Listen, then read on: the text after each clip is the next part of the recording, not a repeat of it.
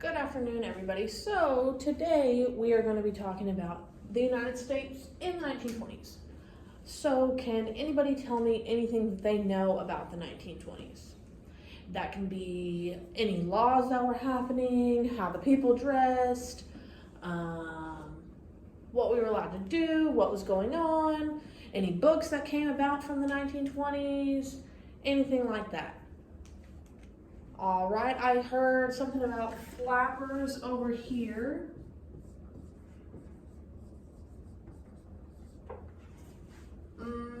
I also heard communism.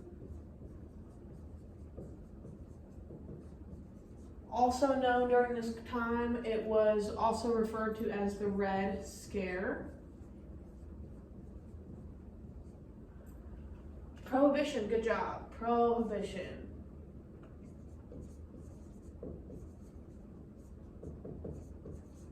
All right, those are a few good ones. So one thing about Prohibition was that you couldn't drink or sell alcohol. It was completely taken away. Does anybody know by what amendment?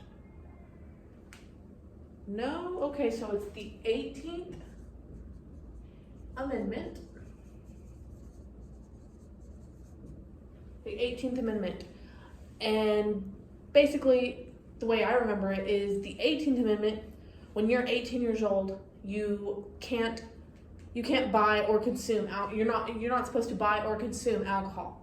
Well, they brought it back because you and me, because I'm over 21, and you, once you hit the age of 21, you can go and buy alcohol. So the way that you can remember that it was brought back and that you could drink it again was because of the 21st Amendment.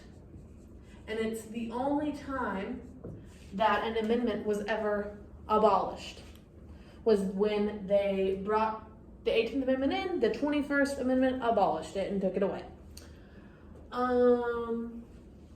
Communism and the Red Scare, basically, the United States was afraid of communism coming into the United States. Flappers were different kinds of women, and the way that women dressed, or was because of the way they dressed, or the way that they were now seen by the public.